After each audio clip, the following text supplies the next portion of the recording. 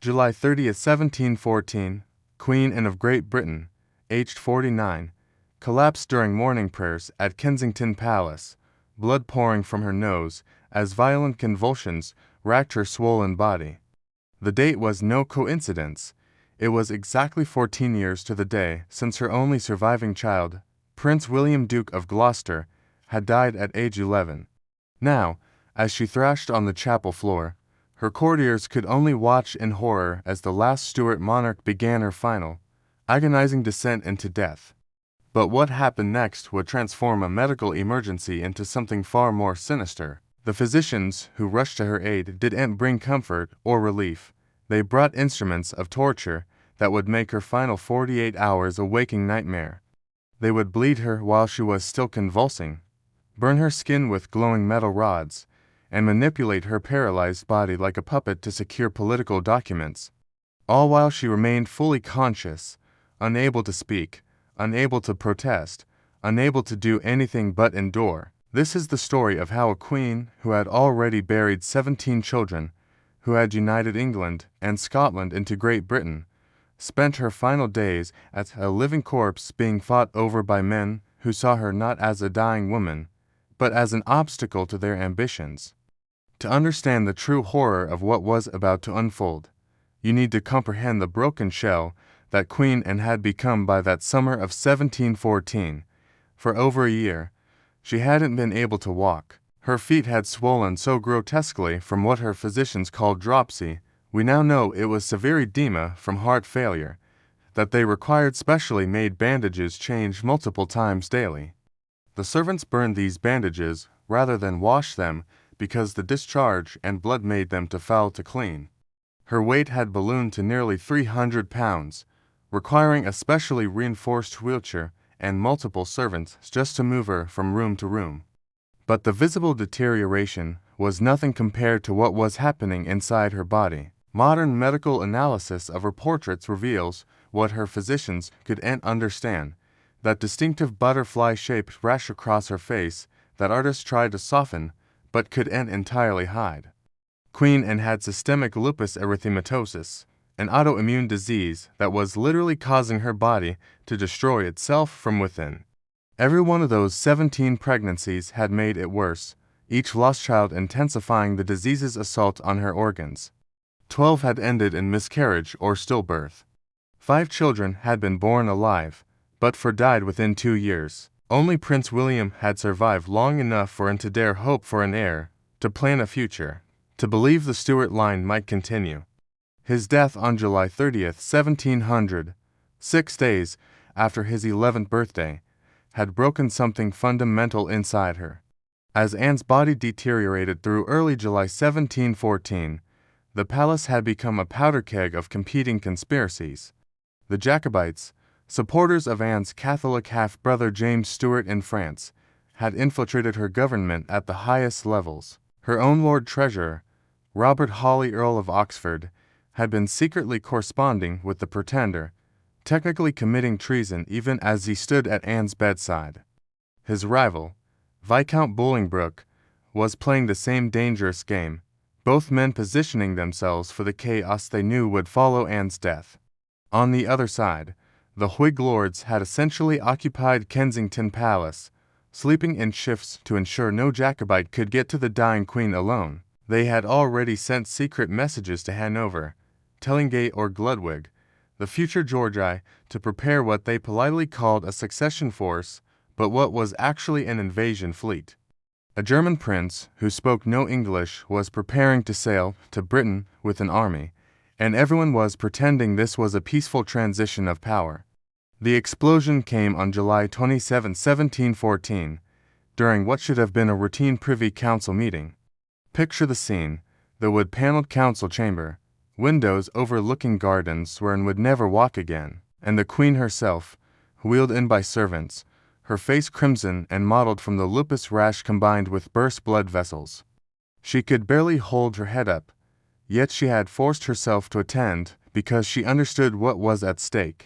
Then Oxford and Bolingbroke, the two most powerful men in her government, began screaming at each other. Not polite political disagreement, actual shouting that echoed through the palace corridors. Oxford accused Bolingbroke of treason. Bolingbroke accused Oxford of embezzlement. Both were probably guilty. The other council members sat frozen as these two men tore into each other like rabid dogs while their dying queen watched. Something inside and snapped. Perhaps a blood vessel. Perhaps her last reserve of strength. She collapsed forward onto the table with such violence that papers went flying and servants rushed to keep her from hitting the floor. As they carried her to her chambers, everyone in that room knew they had witnessed the beginning of the end. The queen, who had held the warring factions in balance through sheer will, was finally breaking, and when she broke, Britain itself might shatter.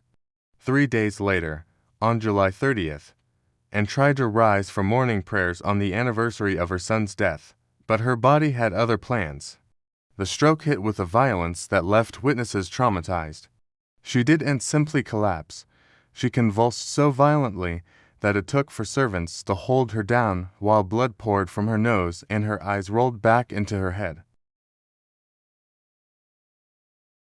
They bled her first, opening veins in both arms while she was still convulsing, draining pint after pint into ceramic bowls as if her problem was too much blood rather than a brain being destroyed by stroke.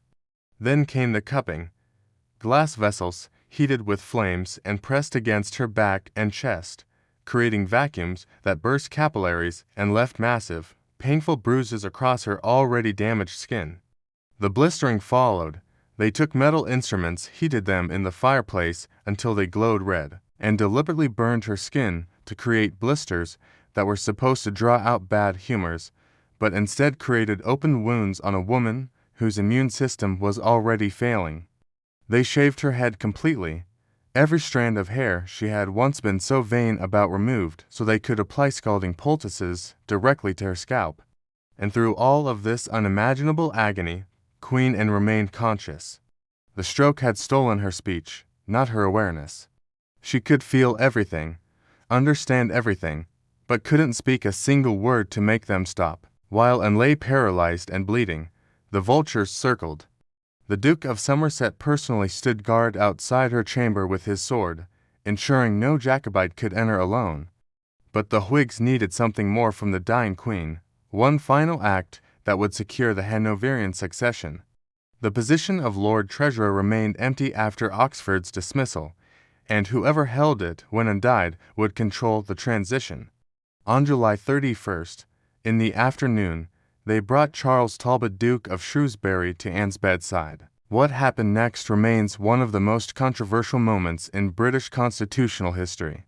The official record claims that Anne, despite being paralyzed and speechless from her stroke, somehow managed to indicate her consent and physically hand Shrewsbury the white staff of office.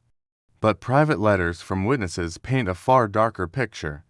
One courtier wrote that Anne's hand had to be guided to the staff. Another admitted her fingers were physically arranged around it by the men surrounding her bed. Think about what this means.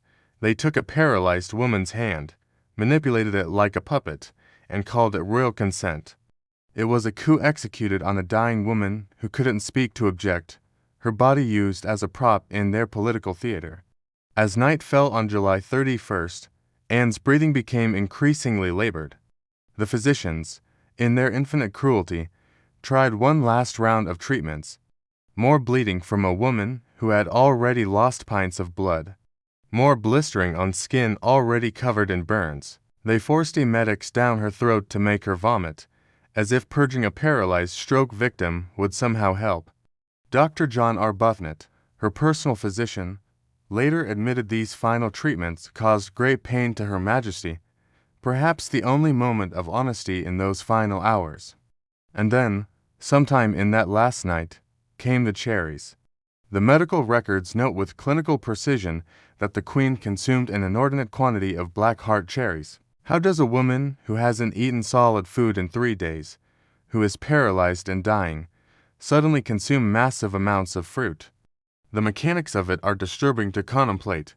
Did they force them into her mouth? Was someone spooning them between her lips as she lay unable to protest? Or was it perhaps the one thing her destroyed body could still possess, the one pleasure left to a woman who had endured 17 pregnancies, the death of every child, and now this final degradation. The image is haunting. Queen Anne, bald from the physician's razors, covered in burns and bleeding wounds, her paralyzed body propped up in bed while someone feeds her cherry after cherry in the candle-lit darkness of her chamber, the juice running down her chin that she couldn't wipe away, the sweet taste mixing with the metallic flavor of blood in her mouth. The courtiers standing in the shadows, waiting for her to die so they could seize power.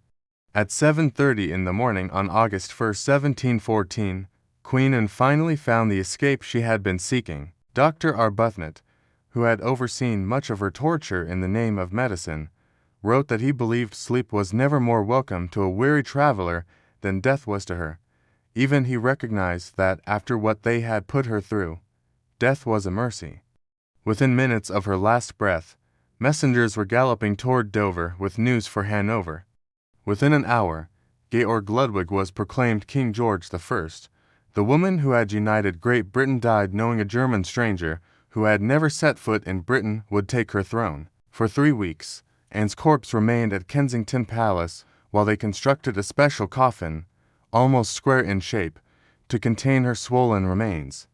When they finally buried her at Westminster Abbey on August 24th, it took 14 men to carry her coffin. They laid her next to her husband Prince George, surrounded by the small coffins and urns of her 17 children. An entire dynasty, extinct, buried in one vault.